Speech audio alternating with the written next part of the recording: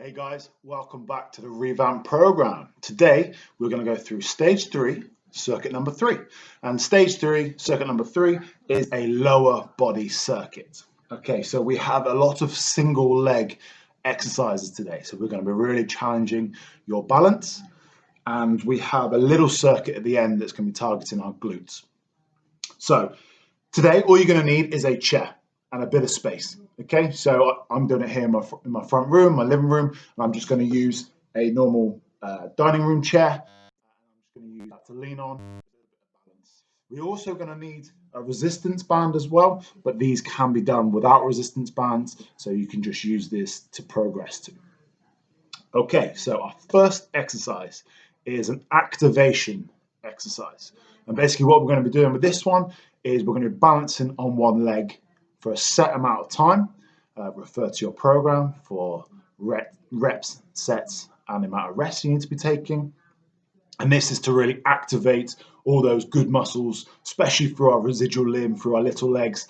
Think about activating those glutes, our hamstrings, our quads, whatever's left of them that is, and then also our hip flexors, and working up, really trying to engage our core and staying very balanced on top of our pelvis. Sometimes it's as lower limb amputees, we kind of hang out the back, where our kind of back, especially double leg amputees, we kind of use our back muscles instead of keeping it tucked in. Okay, so this is going to really help with that.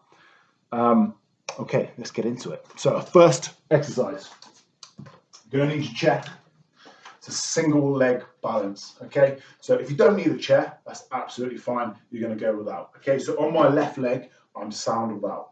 So I'm just going to lift one leg off. And what you're doing with this one is you're not hunching it over and getting this. You want to think about nice straight body and try and lift that leg out in front of you. Bend the knee if you've got that as an option.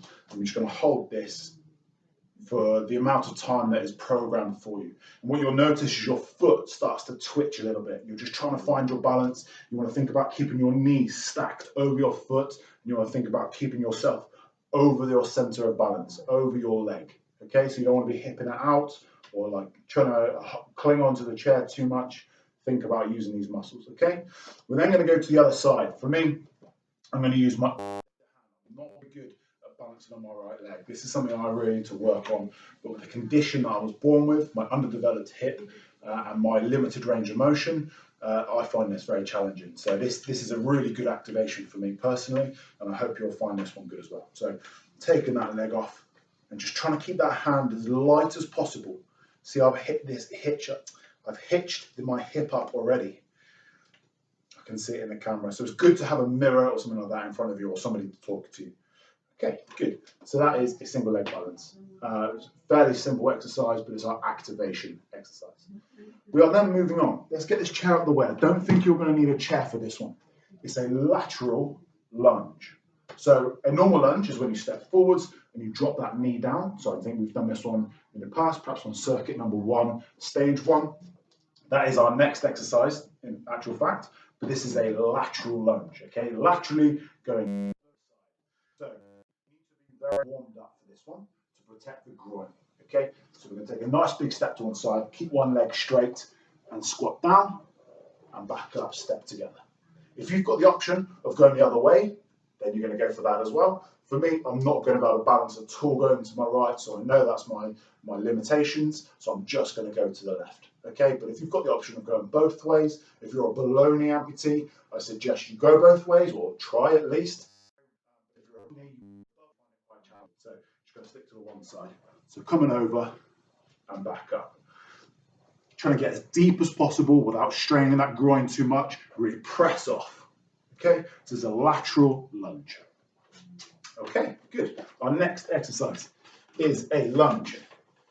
This is a straightforward step forward, drop that knee down, and step back. Okay, if you think you want to give the other one a challenge as well, I can do this one a little bit.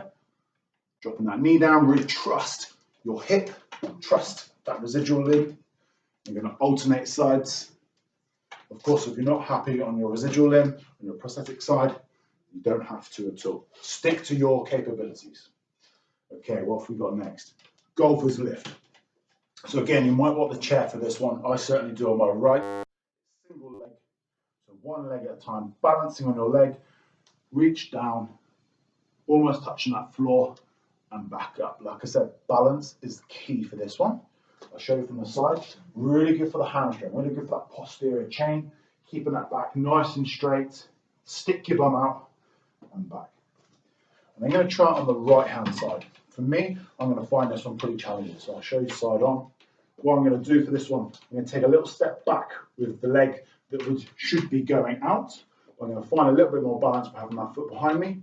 Stick that bum out, nice straight back, and press up. I'm trying to keep my hands as light as possible, trying to keep my toe as light as possible. And I'm pressing all my weight through my residual limb, through my prosthetic, and really snap that hip forwards. Feel that stress, feel that resistance through the back of my hip. So you should feel it in your bum and through the hamstrings or whatever hamstrings you've got left. Okay, that is a golfer's lift. The reason it's called a golfer's lift is because when you go to the golf course, they always do this. Pick up their golf balls. Okay, so that's why it's called golfer's lift. Okay, what have we got next? We've got kick back. So you'll recognise this one from stage 2. You're going to lean onto the chair, keep that back nice and straight, one leg at a time, kick that leg up behind you and back down.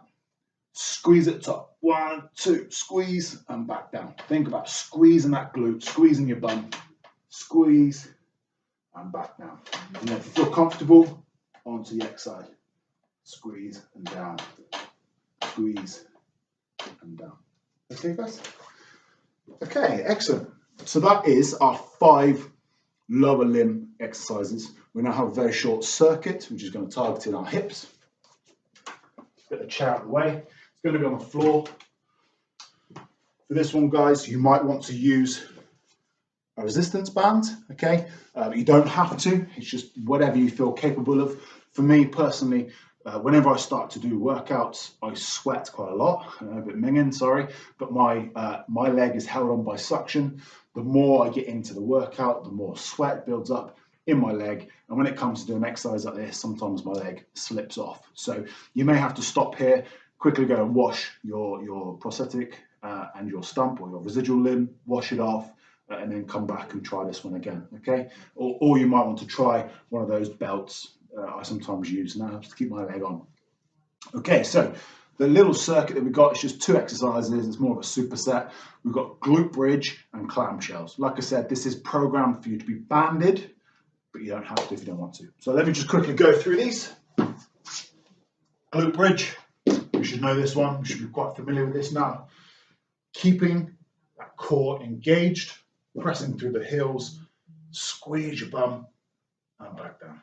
Squeeze your bum and back down. Okay, once you've done the prescribed sets, reps, you then go on to our clamshells.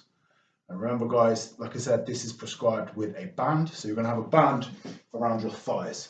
Okay, so even when you're doing the glute bridge, the band is going to be squeezing your legs in, which means you activate your glutes even more. And then when we go to these clamshells, of course, you're then going to be overloading the glutes. And then same on to the other side.